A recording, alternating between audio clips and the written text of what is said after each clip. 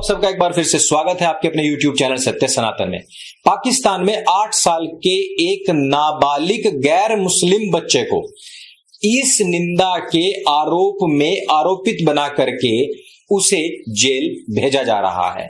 और आप ये बात समझ लीजिए कि ईश निंदा के अपराध की सजा मृत्युदंड है।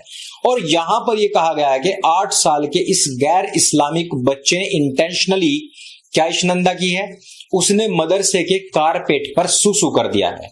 8 साल का बच्चा जो ये तक नहीं जानता कि कहां पर खड़े होकर के सुसु करना चाहिए पब्लिक में और कहां पर नहीं, किसी डर की वजह से उसका पेशाब निकला है या फिर उसको मारने के लिए ही उसके ऊपर ये इल्जाम लगाया गया है, जैसा कि पाकिस्तान पहले से ही इस तरीके के करतूतों में शामिल रहा है, उस बात के खुलासे किए बगैर ही 8 साल के बच्चे के ऊपर आपराधिक केस चलाने के लिए अदालतें भी राजी हो गई हैं।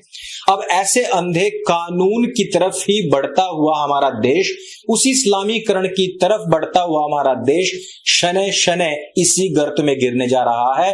और जो लोग सही समय पर इनिशिएटिव नहीं लेते और इनिशिएटिव लेने वाले लोगों को सपोर्ट नहीं करते, वो भी अपनी आने वाली नस्लों को इसी तरीके के अपराधों में और उनके चंगुल में फंसता हुआ अपनी आंखों से ही देखने वाले हैं। आप जरा सोच सकते हैं कि 8 साल के बच्चे को इंटेंशनली वहां पर ईश निंदा करने के लिए कोर्ट अनुमति देता है।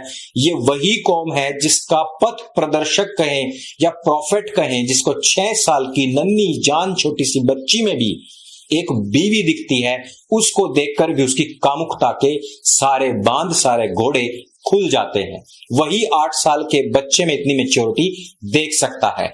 ये वही कौम है जो कश्मीर में पत्थर उठाने, सैनिकों को मारने और देश को बम से उड़ाने की योजना बनाने वाले लोगों को भटके हुए नौजवान कहता है।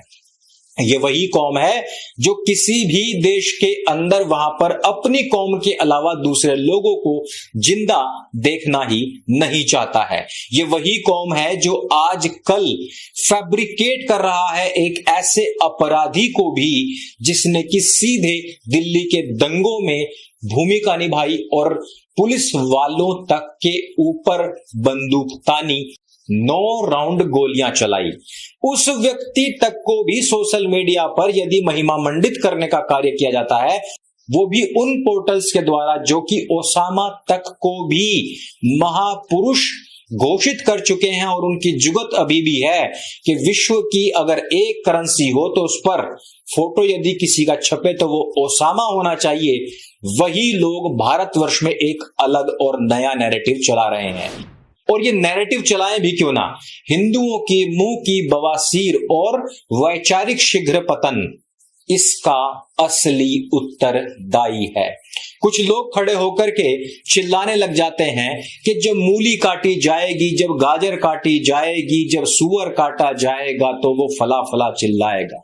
वहां एक ऐसे पवित्र नाम जिसके जाप मात्र से भी लोगों के पाप धुल जाते हैं, ऐसा हिंदुओं के खुद के ग्रंथों में कहा गया है, उनका नाम उन मलेच्छों के साथ में लिया जाना, ये खुद हिंदुओं की अपनी घटिया और गिरी हुई मानसिकता दर्शाता है। जिस जुबान से जिस समय पर तुम उन मलेच्छों का नाम ले रहे हो जिन्होंने कि हमारे मंदिरों को गंदा ही नहीं किया, ध्वस्त किया, उन बहन बेटियों को उठाया जिनकी उम्र 6 साल थी, 3 साल थी, 2 साल थी, जिन्होंने अपने सेक्रेड प्लेसेस से जहां पर वो 5 बार अपने पूज्य का नाम लेकर के चीखते और चिल्लाते हैं, उन्हीं लाउड स्पीकर से कहा कि उठा लो इन काफिरों की बहन और बेटियों को।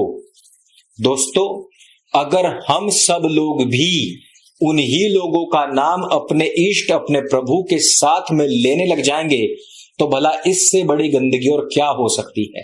लेकिन एक ऐसे व्यक्ति के कहने पर, एक ऐसे व्यक्ति के एफआईआर लिखवाने पर, लेकिन एक ऐसे व्यक्ति के शिकायत दर्ज करवाने पर मुख्य संयोजक लोगों को हिरासत में ले लिया जाता है, जिसकी वजह से दिल्ली में हिंसा भड़की, जिसकी वजह से घुसपैठियों को अवैध तरीके से दिल्ली के अंदर बसाया गया, जिसकी वजह से आज भी दिल्ली के अंदर वैमनस्य फैला हुआ है और जो आज भी हिंदुओं के खिलाफ अपनी जहर अपनी आग उगलने से बाज नहीं आता। ऐसे व्यक्ति के शिकायत करने पर उन लोगों को गिरफ्तार कर लिया जाता है जो चाहते हैं कि सबको समान नागरिकता मिले। अगर देश के अंदर कहीं पर भी लव जिहाद होता है तो उस पर कड़ी से कड़ी सजा हो। यदि वो चाहते हैं कि समान शिक्षा मिलनी चाहिए, ऐसे लोगों को गिरफ्तार करेंगे एक ऐसे व्यक्ति के कहने पर जो केवल और केवल देश को तोड़ने और अपनी कौम को एकत्रित करके अपने पैगंबर के बताए हुए रास्ते गजवाए हिंद पर चल करके इस देश को फतेह करना चाहते हैं, केवल और केवल इसलिए क्योंकि वो कौम एकजुट है और तुम्हारी फटती है, केवल और केवल इसलिए क्योंकि वो तुम्हें टेबल के नीचे से और बेड के ऊपर से खुश करके रखते हैं, केवल और केवल इसलिए क्योंकि वो तुम्हारी जेबें गर्म करके रखते हैं इसलिए तुमने एफआईआर कर दी, और केवल उन लोगों के कहने पर मुख्य संयोजकों के ऊपर आपने एफआईआर कर दी और उनको हिरासत में ले लिया जिनको कोई जानता तक नहीं। अगर 4 लौंडे लफाड़ों की मुंह की बवासीर उनसे रुक नहीं रही और वो खून उगलना शुरू कर देते हैं तो मुख्य आयोजकों को अगर यहां पर गिरफ्तार किया जा सकता है तो जो खालिस्तान के जिंदाबाद नारे लगाते हैं, जो पाकिस्तान की जय जयकार करते हैं, जो देश को तोड़ने की बात करते हैं, जिन्होंने 1 साल लगभग से इस देश को, इस दिल्ली को बंधक बना रखा है, उनके मुख्य आयोजनकर्ताओं को आज तक आपने क्यों गिरफ्तार नहीं किया? उनको आज तक आपकी औकात क्यों नहीं बनी कि उनको थाने में बैठा लिया जाए? जिन्होंने लाल किले को कलंकित किया, जिन्होंने पुलिस वालों को खूब मारा, जिन्होंने कुछ लोगों को दिल्ली के दंगे में, जिन पुलिस वालों तक को जान से मार दिया, उनके मुख्य आयोजनकर्ता आज भी बाहर क्यों हैं? इसका कारण क्या है? क्या आपकी फटती है उनसे, या फिर आप ये जानते हैं, ये सोचते हैं, समझते हैं कि हमारे आकाओं का वोट बैंक इन लोगों को गिरफ्तार करने की वजह से बिगड़ जाएगा? क्या आपको यह लगता है कि हमारी जेबें ठंडी हो जाएंगी? क्या आपको अपनी सेजें ना सजने का डर है? सिर्फ इसलिए पाकिस्तान में 8 साल के बच्चे को, जो कि एक गैर मुसलमान है, इसलिए केवल और केवल इसलिए क्योंकि वो गैर मुसलमान है, साजिश करके उसको जेल के अंदर ठूंसा जा रहा है और उसको जान से भी मारा जा सकता है, और केवल इसलिए क्योंकि उसने कारपेट पर मूत दिया, जो कि तथाकथित आरोप है। और ये पाकिस्तान कहां से आया है? इन्हीं विधायकों के अब्बुओं और मौसाओं और फूफाओं का बसाया हुआ पाकिस्तान है। ये वही पाकिस्तान है जिसकी डिमांड इन्हीं भारतीय मुसलमानों के पूर्वजों ने की थी। ये वही पाकिस्तान है जहां पर ये लोग तो जा ही नहीं पाए, असली लोग जिन्होंने इसकी डिमांड की थी वो लोग यहां पर रुके, इस भारतवर्ष को दोबारा से तोड़ने के लिए फिर से साजिशें करते रहे, इसके खिलाफ फिर से अपनी मोर्चाबंदी करते रहे, इसके खिलाफ फिर से अपने आतंकवादी खड़े करते रहे। वो फिर से यहां अंकित शर्मा हो या रिंकू शर्मा हो या ध्रुव त्यागी हो या फिर डासना के महंत हो, इन सब पर हमले करते और करवाते रहे, लेकिन फिर भी किसी के मुंह से एक बार भी नहीं निकला कि इस हेट के खिलाफ भी एक आंदोलन होना चाहिए। डासना में चोर आसिफ को थप्पड़ क्या पड़े, सारा का सारा महकमा और सारी सरकारें और पूरी कौम 56 देश हिल गए, सबने मुहिम चलाई और इस चोर को बचाने के लिए ढोंगरेस के नेता लोग भी वहां पर पहुंच गए। जालीदार टोपी ना मिली तो जालीदार पट्टी ही उसके सिर पर लपेट दी गई। लेकिन आज डासना में एक महंत को चाकुओं से गोद दिया गया, उसका पूरा शरीर लहूलुहान कर दिया गया, उसके सहयोगी को भी स्टैब कर दिया गया।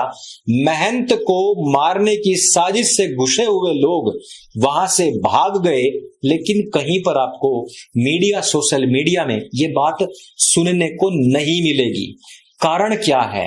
कारण ये है कि मोमीन को थप्पड़ पड़ा क्योंकि वो चोरी कर रहा था, क्योंकि वो वहां अंदर पेशाब कर रहा था। इसलिए अल्पसंख्यक और दुनिया में 180 करोड़ की आबादी वाली इस कौम में आग उबल जाती है, 56 देशों में आग उगल जाती है। लेकिन एक देश भारतवर्ष में भी निर्वासित और दोयम दर्जे की औकात रखने वाले लोगों के नेताओं, मंत्रियों या फिर महंतों पर भी अगर हमला हो जाता है तो वो चूं तक नहीं कर सकते, वो सांस तक नहीं निकाल सकते, क्योंकि उनकी औकात ही कुछ नहीं है। 5 कानून, इसमें किसका हित है? क्या इसमें देश का हित नहीं? क्या इसमें मानवता का हित नहीं? क्या इसमें न्याय का हित नहीं? या इसमें संविधान का हित नहीं? या इसमें बच्चों का हित नहीं? क्या इसमें बहन बेटियों का हित नहीं? क्या इसमें विद्यार्थियों का हित नहीं? क्या इसमें सभी उन नेताओं का हित नहीं जो वास्तव में देश का हित चाहते हैं? क्या इससे किसी भी प्रकार से देश की छवि बर्बाद हो सकती है, बदनाम हो सकती है? क्या इन 5 मांग में कहीं पर भी इसको हिंदू राष्ट्र बनाने की मांग की गई है? कहीं पर भी नहीं। और ये बहुत अच्छे कानून हैं, इनकी अनुमति मिलनी ही चाहिए थी। जब जबरदस्ती आपसे छीन करके 3 महीने एक और 8 महीने 9 महीने एक रोड ब्लॉक कर सकता है, तो कहीं पर खड़े होकर 2 घंटे की अनुमति नहीं मिल सकती। और जहां पर कोई व्यक्ति जो वैचारिक शीघ्र पतन का शिकार है उसको गिरफ्तार न करके मुख्य आयोजकों को परेशान करना, ये कहां की समझदारी और कहां का न्याय है? यहां पर वर्दी ये दिखाना और बताना चाहती है कि तुम जिस अंग्रेजी कानून को जलाने के लिए यहां पर आए और जिनको बदलवाने की तुम बात करते हो, उसी की ये ताकत है कि आज तुमको हमने घुटनों पर टिका दिया। उसी की ये ताकत है जिसने आकर के तुम्हारे लोगों को तितर बितर कर दिया। और उसी की ताकत है कि बाहर बैठे ऐसे व्यक्ति जो कि अपराधों में संलिप्त है, उसके कहने पर ही हम FIR भी दर्ज करेंगे और उसके कहने पर ही हम सारे के सारी गिरफ्तारियां और हिरासतें भी हम करेंगे। ये मेरे देश का कानून है जिसको बदलने के लिए ये मुहिम चलाई गई। आप लोगों का क्या कहना है नीचे हमें कमेंट करके जरूर बताइए और गूगल फॉर्म को जरूर भरिए, क्योंकि सदस्यता का लेना आपके लिए, हम सब के लिए अत्यंत आवश्यक है। क्योंकि भारत बचाओ अभियान ही नहीं, ये अस्तित्व बचाओ अभियान है, ये गीता के प्रशिक्षण का अभियान है, ये हम आप सब लोगों के प्रशिक्षण का ही समय है। आप भी मुझे बताइए जरा नीचे कमेंट करके कि हम लोग अगर मुंह भी खोले तो हो जाते हैं क्यों बदनाम, और वो हमारे लोगों को, महंतों को और संतों को चीर कर भी चले जाते हैं, भाग जाते हैं, तो चर्चा क्यों नहीं होता? अगर ये वीडियो आपको जानकारी से भरपूर लगे तो उसको सबके साथ में शेयर अवश्य कीजिए। मेरे संग बोले सत्य सनातन वैदिक धर्म की जय। जय हिंद, वंदे मातरम।